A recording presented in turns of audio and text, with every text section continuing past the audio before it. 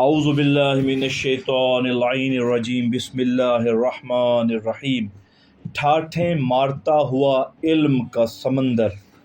اصبغ بن نباتہ سے روایت ہے کہ جب امیر المومنین علی علیہ السلام ظاہری خلافت پر مستقر ہوئے اور لوگوں نے آپ کی بیعت کی تو آپ مسجد میں تشریف لائے اور اس حالت میں آپ کے سر پر رسول خدا کا عمامہ تھا اور رسول خدا کی ردا آپ کے دوش مبارک پر تھی اور رسول خدا کی نالین پاؤں میں تھی اور رسول خدا کی تلوار کمر بستہ تھی۔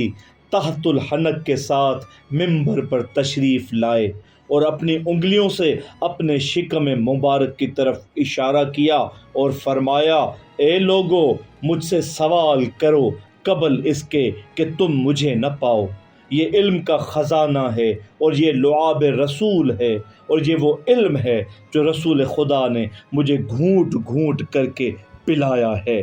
سوال کرو کیونکہ اولین و آخرین کا علم میرے پاس ہے۔ اگر میرے لیے مسند بچھا دی جائے اور اس میں بیٹھ جاؤں تو اہل تورات کے لیے تورات سے فیصلہ کروں کہ تورات بول کر کہے گی کہ علی نے درست کیا ہے، غلط نہیں کیا، بلکہ اس کے مطابق فتویٰ دیا ہے جو خدا نے میرے اندر نازل کیا ہے، اور اہل انجیل کے درمیان ان کی انجیل کے مطابق فیصلہ کروں گا، حتیٰ کہ خود انجیل بول اٹھے گی کہ علی نے سچ فرمایا ہے، جھوٹ نہیں بولا، اور وہی فتویٰ دیا ہے جو میرے اندر نازل ہوا ہے،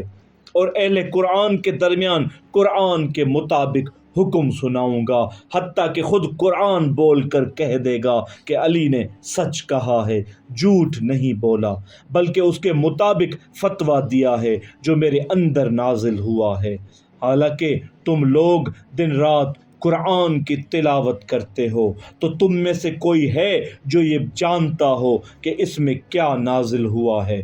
اگر قرآن میں یہ ایک آیت نہ ہوتی جس میں خالق نے فرمایا، اللہ جس کو چاہتا ہے محو کرتا ہے اور جس کو چاہتا ہے ثابت رکھتا ہے، اور اس کے پاس اصل کتاب کا علم ہے، میں قیامت تک جو کچھ رونما ہونے والا ہے اس کے بارے میں تم لوگوں کو خبر دیتا ہوں۔ اس کے بعد فرمایا، سوال کرو مجھ سے قبل اس کے کہ تم لوگ مجھے نہ پاؤ۔ قسم ہے اس ذات کی جو دانے کو شگافتہ کرتا ہے اور اس سے پودے کو پیدا کرتا ہے۔ اگر تم مجھ سے سوال کرو قرآن کی آیات کے بارے میں کہ کون سی آیت رات کو نازل ہوئی اور کون سی دن کو نازل ہوئی اور کون سی مکی ہے اور کون سی مدنی ہے، کون سی سفر میں نازل ہوئی اور کون سی ہجر میں نازل ہوئی، کون سی ناسخ ہے اور کون سی منسوخ ہے اور کون سی محکم ہے اور کون سی متشابہ ہے، اور تعویل کیا ہے اور وجہ تنزیل کیا ہے، تو میں تم کو اس کے بارے میں ضرور بتاؤں گا۔ اس کے بعد ایک مرد جس کا نام ذعلب تھا، جو چرب اللسان تھا اور خطیب تھا اور دل کا قوی و مضبوط تھا، وہ کھڑا ہوا اور کہا، آج علی ابن ابی طالب نے بہت بڑا دعویٰ کیا ہے اور میں آج ایسا سوال کروں گا جس سے وہ اپنے دعوے پر شرمسار ہو جائیں گے اور تمہارے سامنے ان کی حقیقت واضح کر دوں گا۔ اس نے سوال کیا کہ اے امیر المومنین، کیا آپ نے اپنے رب کو دیکھا ہے؟ آپ علیہ السلام نے فرمایا، افسوس ہے تیرے اوپر اے ذعلب، میں اس کی عبادت نہیں کرتا جس کو میں نہیں دیکھتا۔ اس نے عرض کیا، آپ نے اس کو کیسے دیکھا ہے، ہمیں بیان کریں۔ آپ علیہ السلام نے فرمایا، وائے ہو تم پر اے ذعلب، اس کو ظاہری آنکھوں سے نہیں دیکھا جا سکتا بلکہ اس کو دل کی آنکھوں سے ایمان کے حقائق سے دیکھا جاتا ہے۔ آپ نے فرمایا، اے ذعلب، تیرے لیے وائے ہو، افسوس ہے تجھ پر، میرے رب کو دوری اور نزدیکی اور حرکت و سکون، کھڑے ہونے اور آنے جانے کے ساتھ متصف نہیں کیا جا سکتا، اور وہ اس قدر لطیف ہے کہ اس کو لطف کے ساتھ متصف نہیں کیا جا سکتا، وہ اس قدر بزرگ ہے کہ اس کو بیان نہیں کیا جا سکتا، اور اس قدر جلیل ہے کہ اس کو لفظ سے بیان نہیں کیا جا سکتا، اور اس قدر مہربان اور رحیم ہے کہ رقت قلب اس میں نہیں ہے۔ وہ مومن ہے لیکن عبادت کے ساتھ نہیں ہے، وہ درک ہوتا ہے لیکن جسم کے ساتھ نہیں ہے، وہ بولتا ہے لفظوں کا محتاج نہیں ہے، وہ ہر چیز میں موجود ہے لیکن ان کے ساتھ ملا ہوا نہیں ہے، اور وہ ہر چیز سے باہر ہے لیکن ان سے جدا نہیں ہے، اور ہر چیز کے اوپر ہے لیکن فوقیت مکانی نہیں رکھتا، اور وہ ہر چیز سے آگے ہے لیکن یہ نہیں کہا جا سکتا کہ امام آگے ہے، اور ہر چیز میں داخل ہے لیکن اس طرح نہیں کہ جیسے ایک چیز دوسری میں داخل ہوتی ہے، اور ہر چیز سے خارج ہے لیکن اس طرح نہیں کہ جس طرح ایک چیز دوسری چیز سے خارج ہوتی ہے۔ زولب بے ہوش ہو گیا، پھر اس نے کہا خدا کی قسم میں نے اس سے قبل اس طرح کا جواب ہرگز نہیں سنا ہے۔ اس کے بعد آپ نے فرمایا سوال کرو قبل اس کے کہ تم مجھ کو اس کے بعد نہ پاؤ۔ اشعث بن قیس کھڑا ہوا اور عرض کی اے امیر المومنین، آپ مجوسیوں سے جزیہ کس طرح لے سکتے ہیں حالانکہ ان کے لیے نہ کوئی کتاب نازل ہوئی ہے اور نہ ہی ان کے لیے کوئی نبی مبعوث ہوا ہے؟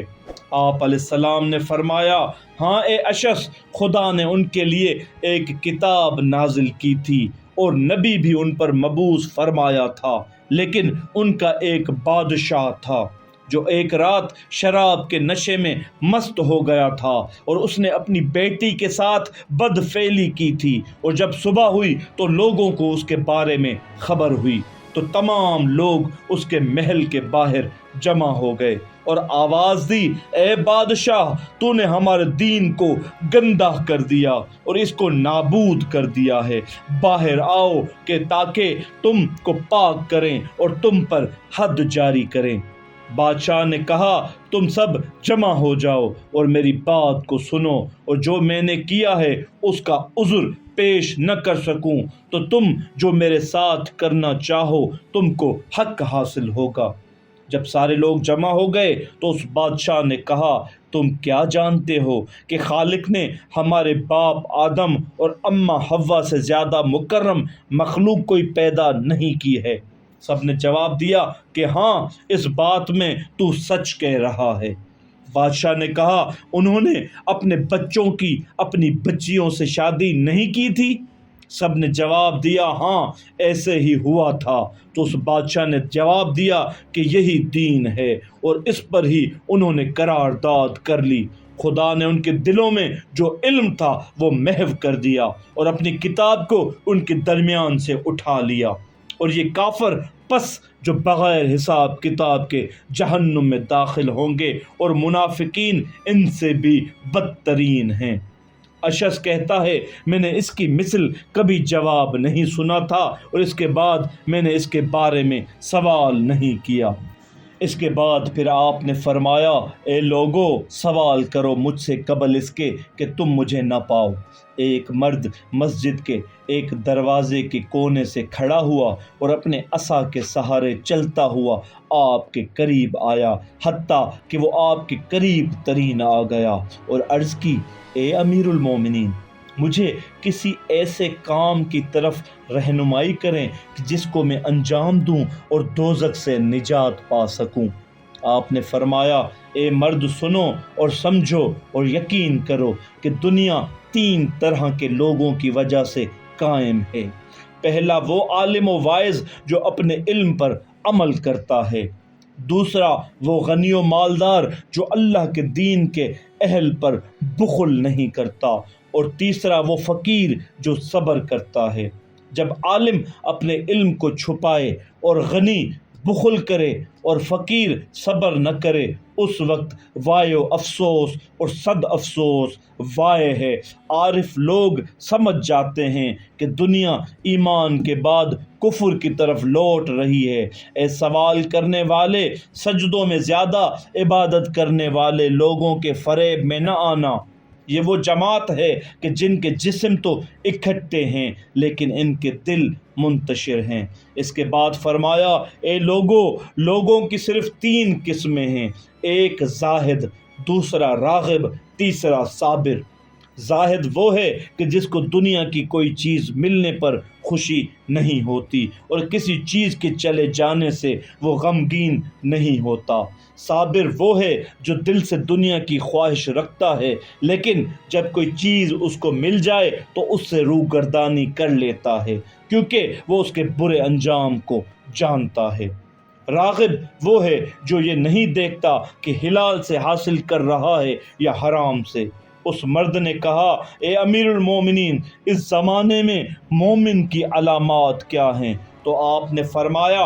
جو یہ دیکھتا ہے کہ خدا نے اس پر کیا واجب کیا ہے اس کو پسند کرتا ہے اور جو اس کا مخالف اس سے بیزاری اختیار کرے، خواہ وہ اس کا اپنا رشتہ دار ہی کیوں نہ ہو۔ اس کے بعد اس مرد نے عرض کی خدا کی قسم یا علی، آپ نے سچ فرمایا ہے۔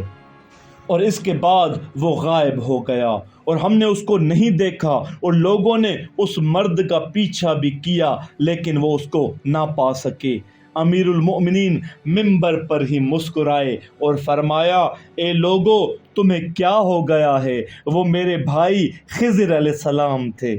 اس کے بعد دوبارہ آپ نے فرمایا اے لوگو، سوال کرو مجھ سے قبل اس کے کہ تم مجھے نہ پاؤ۔ کوئی مرد کھڑا نہ ہوا تو آپ نے خدا کی حمد و ثنا کی اور نبی اکرم پر درود و سلام پڑھا اور اس کے بعد فرمایا اے حسن، کھڑے ہو جاؤ اور منبر پر آؤ اور خطاب کرو تاکہ میرے بعد قریش والے تیرے سے جاہل نہ رہیں اور یہ نہ کہہ سکیں کہ حسن کوئی چیز بھی بیان نہیں کر سکتے۔ جناب حسن علیہ السلام نے فرمایا اے بابا جان، آپ کی موجودگی میں منبر پر میں کیسے جا سکتا ہوں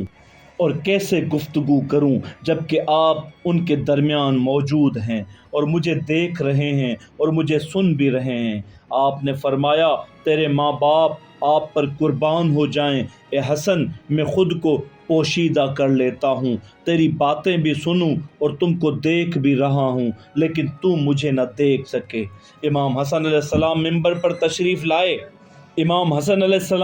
پر تشریف لائے اور خدا کی صفات عمدہ طریقے سے بیان فرمائیں اور مختصر انداز میں نبی اکرم پر درود و سلام پڑھا اور اس کے بعد فرمایا اے لوگو، میں نے اپنے نانا رسول خدا سے سنا ہے کہ آپ نے فرمایا میں علم کا شہر ہوں اور علی اس کا دروازہ ہے۔ کیا شہر میں دروازے کے علاوہ داخل ہویا جا سکتا ہے؟ اس کے بعد آپ ممبر سے اتر آئے اور علی علیہ السلام نے آپ کو اٹھایا اور سینے سے لگایا اور اس کے بعد فرمایا اے حسین، آپ کھڑے ہو جائیں اور ممبر پر جا کر خطبہ دیں تاکہ میرے بعد قریش تیرے بارے میں جاہل نہ رہیں اور یہ نہ کہہ دیں کہ حسین ابن علی میں کوئی بصارت نہیں تھی، لہٰذا تیرا خطبہ بھائی کے خطبے کے بعد ہونا چاہیے۔ حسین علیہ السلام ممبر پر تشریف لے گئے اور خدا کی حمد و ثنا اور نبی پر درود و سلام کے بعد فرمایا اے لوگو، میں نے خود رسول خدا سے سنا ہے کہ آپ نے فرمایا علی ہدایت کا شجر ہے، جو اس میں داخل ہو جائے گا وہ نجات پا جائے گا اور جو اس سے مخالفت کرے گا وہ ہلاک ہوگا۔ علی علیہ السلام اپنی جگہ سے اٹھے اور حسین کو اپنی آغوش میں لیا اور ان کا بوسہ لیا اور فرمایا اے لوگو، یہ دونوں رسول خدا کی 2 امانتیں ہیں جو میرے سپرد کی گئی ہیں اور میں ان کو تمہارے سپرد کر رہا ہوں اور رسول خدا نے ان کے بارے میں تم سے سوال کرنا ہے۔ سامعین محترم، مولا کائنات علی علیہ السلام کی ہی وہ ہستی ہے دنیا میں جس نے یہ دعویٰ کیا کہ جو پوچھنا چاہو پوچھ لو، ان کے علاوہ کسی نے آج تک یہ دعویٰ نہیں کیا۔ اللہ تعالیٰ سے دعا ہے کہ اللہ تعالیٰ ہمیں مولا کائنات کے علم کو سیکھنے سمجھنے کی توفیق عطا فرمائے۔ وما علینا الا البلاغ المبین۔